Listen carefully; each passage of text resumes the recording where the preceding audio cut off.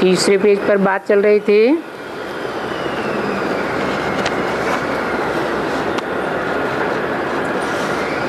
आत्मा को तो निराकारी कहेंगे।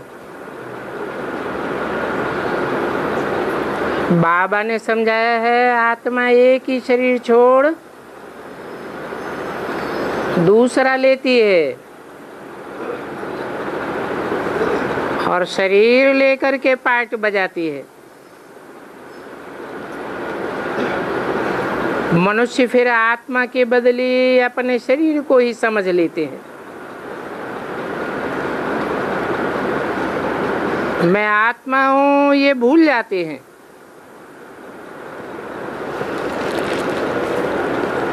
मनुष्य जितने भी हैं 500-700 करोड़,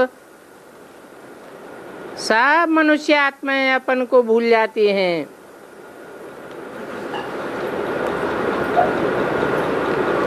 मैं भी एक आत्मा हूं, परंतु मैं तो कब नहीं भूलता हूं।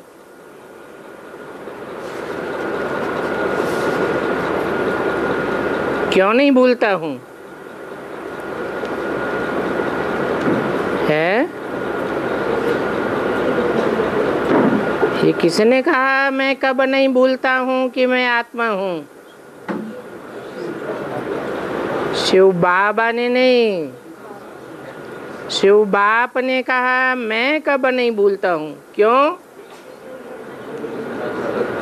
क्योंकि मैं जन्म मरण के चक्र में नहीं आता हूं। तुम आत्माएं सब शालिग्राम हो। शाली चावल को कहा जाता है जिनका छिलका उतारा जाता है। मेरे में तो कभी छिलका चढ़ता ही नहीं। मैं हूं ही परमात्मा अर्थात परमात्मा। उनके ऊपर कोई दूसरा नाम नहीं है।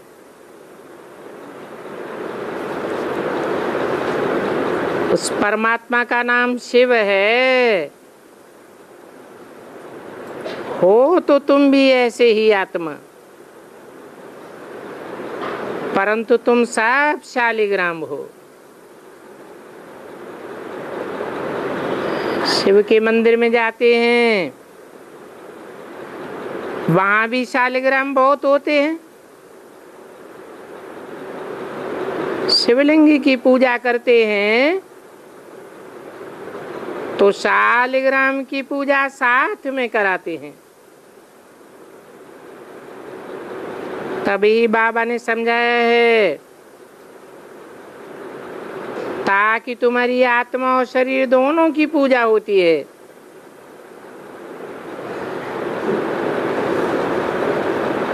हमारी तो सिर्फ आत्मा की ही पूजा होती है। मुझे तो शरीर है ही नहीं।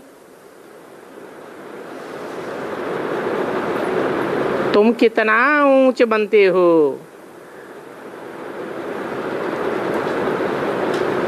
बाप को तो खुशी होती है ना। बाप गरीब होता है और बच्चे पढ़ करके कितना चढ़ जाते हैं।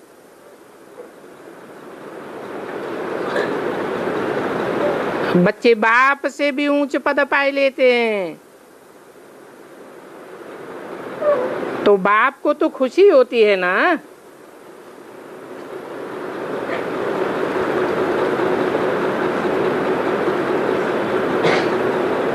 क्या से क्या बन जाते हो।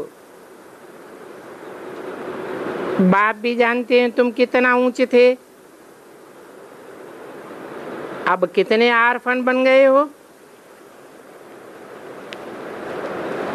इतने आरफन बन गए हो कि ऊंच बनाने वाले बाप को ही नहीं जानते। अभी तुम बाप के बने हो तो विश्व के मालिक बन जाते हो। बाप कहते हैं मुझे हेवनली गॉड फादर कहा जाता है, ये भी तुम जानते हो कि अभी स्वर्ग की स्थापना हो रही है। वहां स्वर्ग में क्या क्या होगा ये सिवाय तुम्हारे और कोई की बुद्धि में नहीं होगा। तुम्हारी ही बुद्धि में हम विश्व के मालिक थे, अब फिर बन रहे हैं। प्रजा भी ऐसे ही कहेगी, हम भी मालिक हैं, परंतु ये बातें तुम बच्चों की ही बुद्धि में हैं कि वहां यथा राजा तथा प्रजा कैसे विश्व के मालिक होते हैं।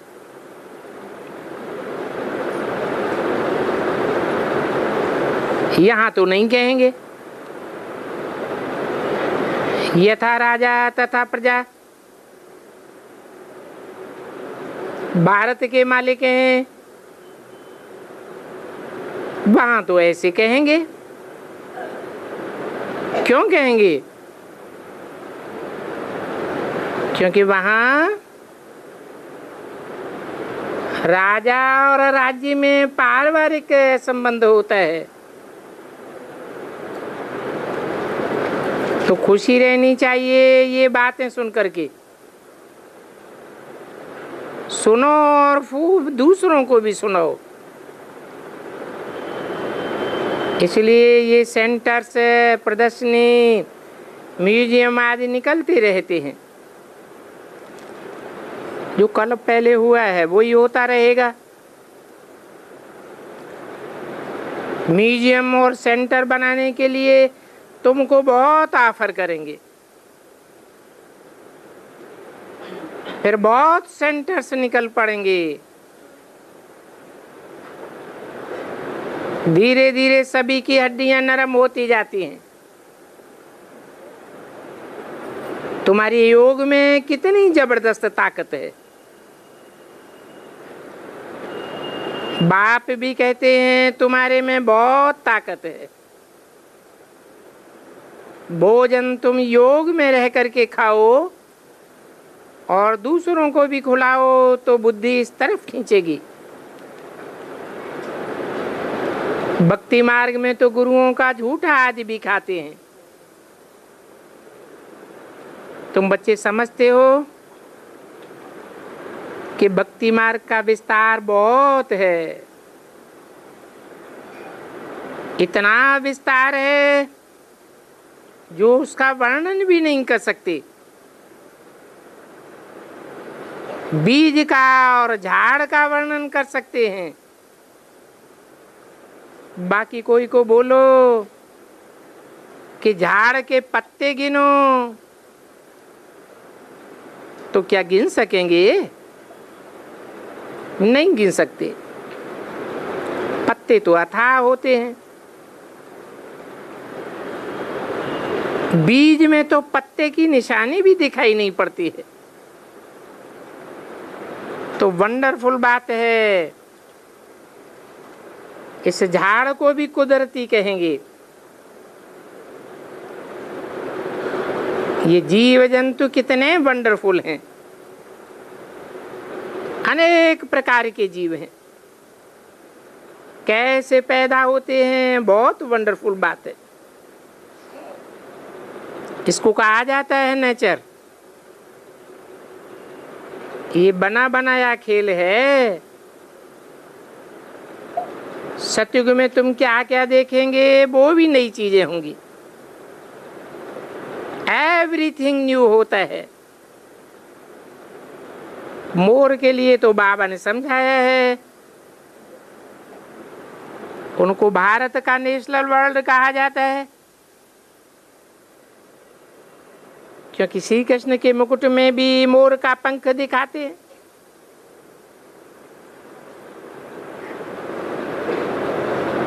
तो ये कहाँ की यादगार है? जो श्री कृष्ण के मुकुट में भी मोर पंख दिखाते हैं। और भारत का नेशनल बर्ड भी मोर ही माना जाता है। ये परंपरा कहाँ से पड़ी? मोर और डेल बहुत खूबसूरत होते हैं।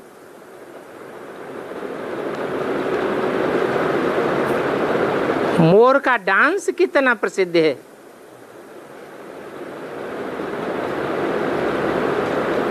और उनका गर्भ भी आंसू से होता है।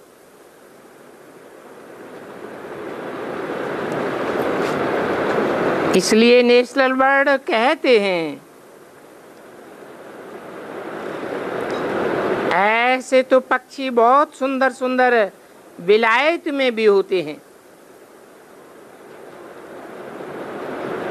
अभी तुम बच्चों को षष्ठी के आदि मध्य अंत का राज समझाया है, जिस राज को और कोई नहीं जानते हैं।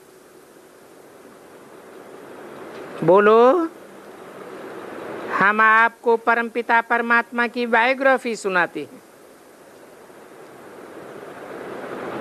वो रचयिता है जरूर, तो उनकी रचना भी जरूर होगी। उनकी हिस्ट्री जाग्राफी हम जानते हैं। ऊंचे ते ऊंचे बेहद के पाप का पार्ट क्या है, ये बात भी हम जानते हैं। दुनिया तो कुछ नहीं जानती है। ये दुनिया बड़ी छीछी है। इस समय खूबसूरत होने में भी मुसीबत है। बच्चियों को देखो कैसे कैसे भगाते रहते हैं। तुम बच्चों को इस बेकारी दुनिया से नफरत होनी चाहिए। ये छी दुनिया है, छी शरीर है। हमको तो अब बाप को याद कर अपनी आत्मा को प्योर बनाना है। हम सतो प्रधान थे, सो सुखी थे। अभी तमो प्रधान बने हैं तो कितने दुखी हो पड़े हैं। अभी फिर हमको सतो प्रधान बनना है। तुम चाहते भी हो हम पतित से पावन बने, बल गाते भी हैं पतित पावन, परंतु अपने से नफरत कुछ भी नहीं आती है। तुम बच्चे समझते हो ये छी दुनिया है। नई दुनिया में हमको शरीर भी गुलगुल मिलेगा। अभी हम अमरपुरी के मालिक बन रहे हैं। बाकी कथाएं आदि तो सब झूठी हैं। भक्ति मार्ग में कितनी किताबें हैं, गीताएं आदि पढ़ते हैं, मिलता तो कुछ भी नहीं। पढ़ाने वाले ने तो राजयोग सिखाया, पढ़ा करके विश्व का मालिक बनाया। और ये कथा सुनाने वाले क्या करते हैं, फिर जो पढ़ाने वाला आए तब हम विश्व के मालिक बने। अच्छा, ओम शांति।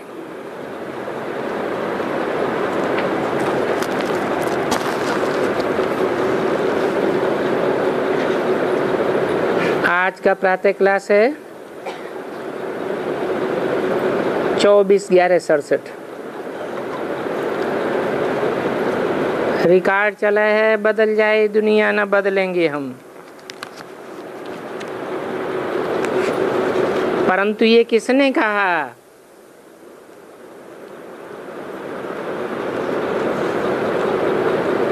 कसम किसका और किसने कहा? बच्चे रिस्पॉन्ड करेंगे कि ये बात हम आत्माओं ने कही है।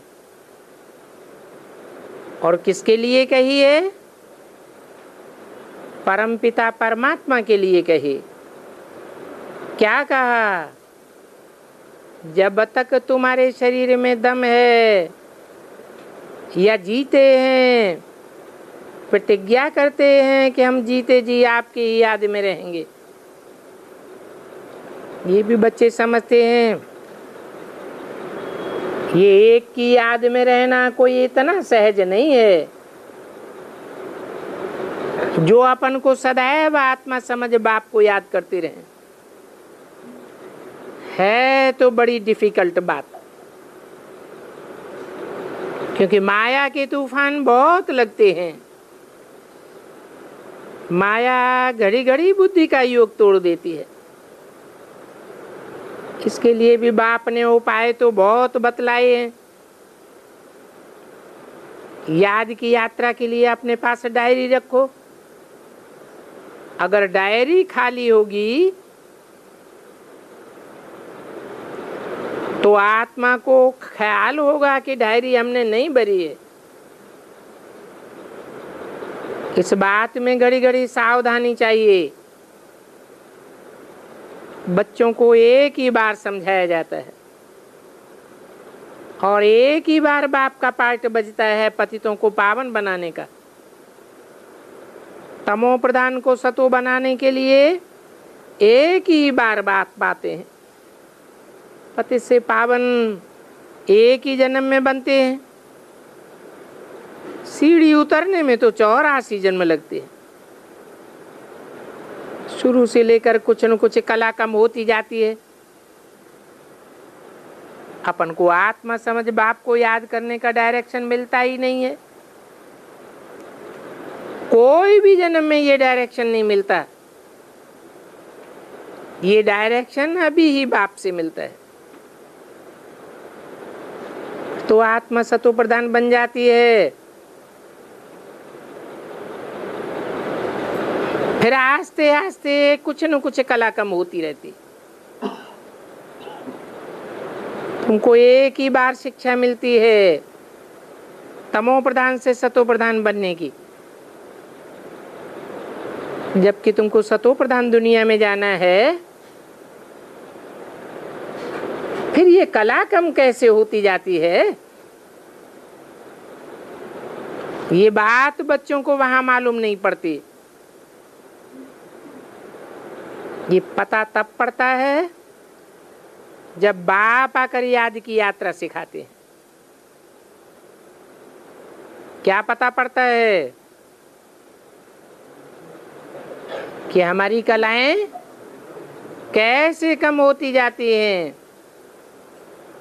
कैसे कम होती हैं? है? अरे कलाओं कम होने का कारण क्या है? है? इंद्रियों से सुख भोगते भोगते कलाएं कम होती जाती हैं। तो बाप आकर के याद की यात्रा सिखलाते हैं। तुम बुलाते भी हो पतित पावन आकर के पावन बनाओ। इसलिए बुलाते हो। पतितों को पावन बनाने के लिए बुलाते हो। पतित पावन सीताराम ये अक्षर तो साधु संत भी गाते रहते हैं, परंतु वो ये नहीं जानते हैं कि हम पावन कैसे बनेंगे। सिर्फ गाते रहते हैं। गंगा घाट व जमुना घाट पर जाए, उन नदियों को पतित पावन समझ करके स्नान करते हैं। अभी तुम तो समझते हो गंगा स्नान से तो कोई भी पावन नहीं बन सकता। याद की यात्रा सिवाय और कोई भी पावन नहीं बन सकता।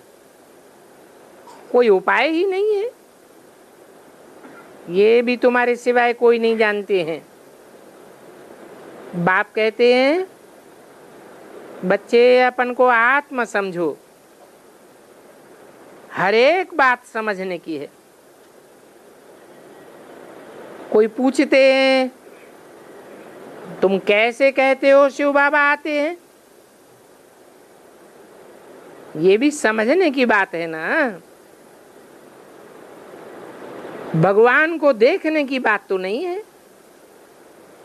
भगवान को इन आंखों से नहीं देखा जाता। अपनी आत्मा को भी इन आंखों से कोई नहीं देख सकते। वो तो कह देते हैं ईश्वर सर्वव्यापी है। तो फिर वो कैसे कहेंगे कि अपन को आत्मा समझो? आत्मा में ही अच्छे व बुरे संस्कार रहते हैं। इस बात को कोई भी नहीं समझते। वो तो कह देते हैं आत्मा निर्लेप है,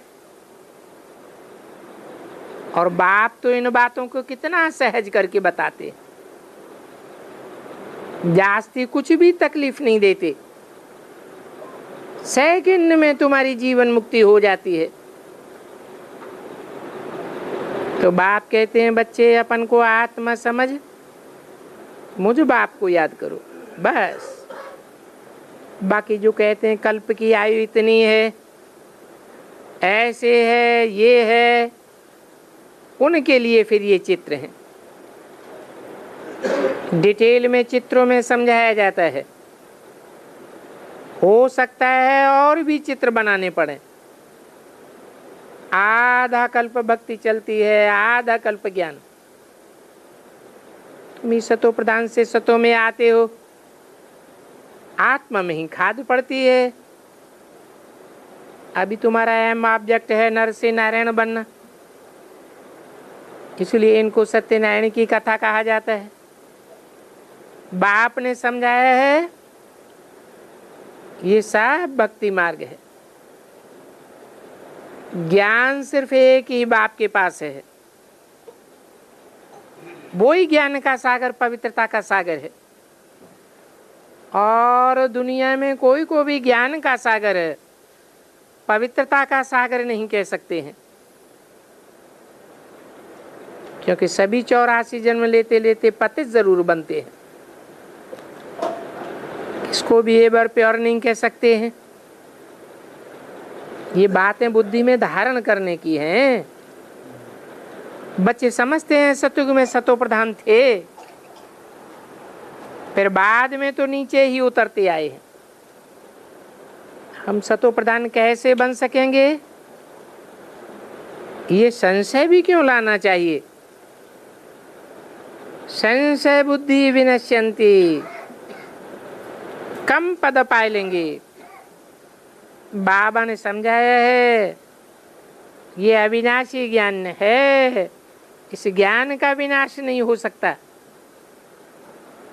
थोड़ा भी सुनते हैं तो उनको पद जरूर मिलता है। इतनी सारी सूर्यवंशी चंद्रवंशी राजधानी स्थापन हो रही है, तो इसके लिए प्रजा भी चाहिए। ऐसे तो नहीं है कि इतनी ढेर की प्रजा, ढेर की ढेर प्रजा कहाँ से आवेगी। सबको कर्मातीत अवस्था में ले जाएंगे। सबका अपना अपना पुरुषार्थ है। तुम बच्चे अभी जानते हो कि आत्मा को तो निराकार ही कहेंगे। 24/11/67 की वाणी का दूसरा पेज। ड्रामा के प्लान अनुसार सभी मनुष्य पार्ट बजाए रहे। सेकंड बाय सेकंड ड्रामा पास होता जाता है। जो सीन एक बार शूट हो गई वो फिर हूबहू जरूर रिपीट होगी। समझो फिल्म शूट करते हैं, उस समय मक्खी उड़ गई, शूटिंग में आ गया, तो जब जब वो फिल्म रिपीट होगी तो मक्खी भी जरूर ऐसे उड़ती हुई देखने में आवेगी। वो सब होती है हद की बातें। ये तो बेहद का ड्रामा है। बेहद का बाप ही ड्रामा के आदि मध्य अंत को जानते हैं। ये बाप ही सृष्टि का बीज रूप निराकार है, सत्य भी है और चैतन्य भी है। चैतन्यता आत्मा ही लाती है।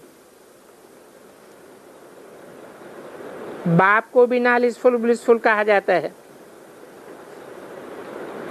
सारी विश्व को लिबरेट करते हैं। मनुष्य गाते तो हैं परंतु सिर्फ कहने मात्र कहते हैं। जैसे नाम मात्र पूजा करते हैं, लोटी भी चढ़ाते हैं, जानते कुछ भी नहीं है।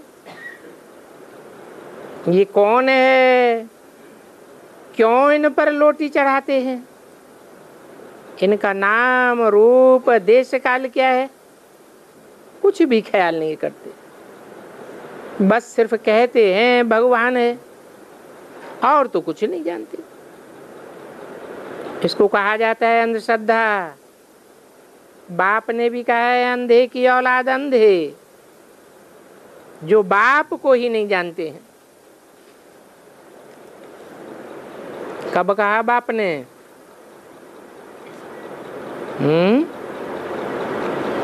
अरे कौन से युग में बाप ने कहा अंधे की औलाद अंधे हैं? कौन अंधा और कौन अंधे की औलाद? किनके लिए कहा? अरे संगम युग में कहा है बाप ने, तो किसके लिए कहा अंधे की औलाद अंधे? अंधा कौन? धृतराष्ट्र को अंधा कहा जाता है, उनकी औलाद अंधे। तो किसके लिए कहा है? जो बाप को नहीं पहचानते। कौन नहीं पहचानते हैं? अच्छा, अंधा कौन? वो धृतराष्ट्र। उनके बच्चे कौन? बीके वाले और पीवीका वाले सब जानते हैं, बाप को ही नहीं जानते। न किसी देवता को जानते हैं, न वेद के बाप को जानते हैं, बताने के बाद भी नहीं जानते हैं। बाप को तो जानना चाहिए ना, इसलिए ये फार्म भराया जाता है। शरीर का बाप तो होता है ना, जैसे शरीर बड़ा है तो शरीर का बाप भी बड़ा है। लौकिक बाप तो बड़ा होता है ना। अच्छा, आत्मा जो इस शरीर को चलाने वाली है, इतनी छोटी आत्मा, उनको बाप कौन है? तो इस बात में मुझ पड़ते हैं, कहते हैं हम भाई भाई हैं। जरूर आत्माओं का बाप परमपिता परमात्मा एक होगा, परंतु समझते नहीं है। आजकल तो कह देते हैं आत्मा सु परमात्मा, तो फिर तो ब्रदरहुड हो जाता है। इसलिए मनुष्य मुझ पड़ते हैं, फार्म भराया जाता है समझाने के लिए। बाप समझाते हैं दुनिया में तो अनेक प्रकार के मनुष्य हैं। ताल तरकाल करते रहते हैं, हाथ से कैंसर निकालना, ये करना। बाप कहते हैं इन बातों में कोई फायदा नहीं है। मनुष्य तो पुकारते हैं पतित पावन, हमको आ करके पावन बनाओ, क्योंकि आत्मा जानती है हम पावन बनने बगैर मुक्ति जीवन में नहीं जा सकते, इसीलिए तो बुलाते हैं। कब से पतित होते हैं? जब रावण राज्य आता है। ये रावण राज्य और राम राज्य भी आधा आधा है, माया का राज्य भी आधा है ना। ईश्वरीय राज्य स्थापन किया हुआ भी आधा कल्प चलता है। ऐसे नहीं, सिर्फ परमात्मा सर्वशक्तिवान है। इस समय फिर रावण भी सर्वशक्तिवान है। कैसे कहेंगे रावण सर्वशक्तिवान है? क्या प्रूफ है? क्योंकि इस रावण राज्य में सब माया के गुलाम बन गए। जो माया के गुलाम बन गए हैं वो ईश्वर को जैसे जानते ही नहीं है। अभी तुम्हारी बुद्धि में है बाबा हमको क्या सिखलाते हैं और ये साधु संत गुरु आदि क्या सिखलाते हैं। इनकी समझानी में और बाबा की समझानी में रात दिन का फर्क है। कोई भी गुरु गोसाई ये नहीं है जो समझावे कि तुम आत्मा हो। तुम पहले सतो प्रधान थे, फिर तुमने 84 का चक्कर लगाया। ये भी समझते हैं जिन्होंने 84 जन्म लिए होंगे पहले पहले भक्ति शुरू की होगी। जिन्होंने पहली पहली भक्ति शुरू की होगी वो ही यहाँ आकर के ठहर सकेंगे। भक्ति के हिसाब से तुम बच्चे आते हो। जिसने बहुत भक्ति की होगी वो पढ़ाई भी बहुत अच्छी तरह पढ़ेंगे। कम भक्ति करने वाले कम पढ़ेंगे। जिसने बहुत भक्ति की होगी वो तुरंत चटक पढ़ेंगे। कभी पढ़ाई का क्लास मिस नहीं करो, क्योंकि भक्ति का फल जरूर मिलता है। जिसने बहुत भक्ति की है उनको पहले जरूर मिलना चाहिए। इसने ही पहले पहले सोमनाथ का मंदिर बनाया होगा।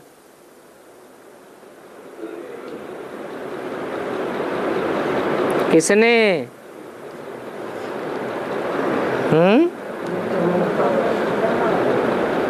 ब्रह्मा बाबा ने विक्रमादित्य के रूप में सोमनाथ का मंदिर बनाया। तो ज्ञान भी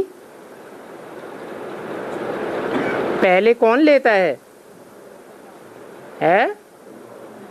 ब्रह्मा बाबा ज्ञान लेते हैं।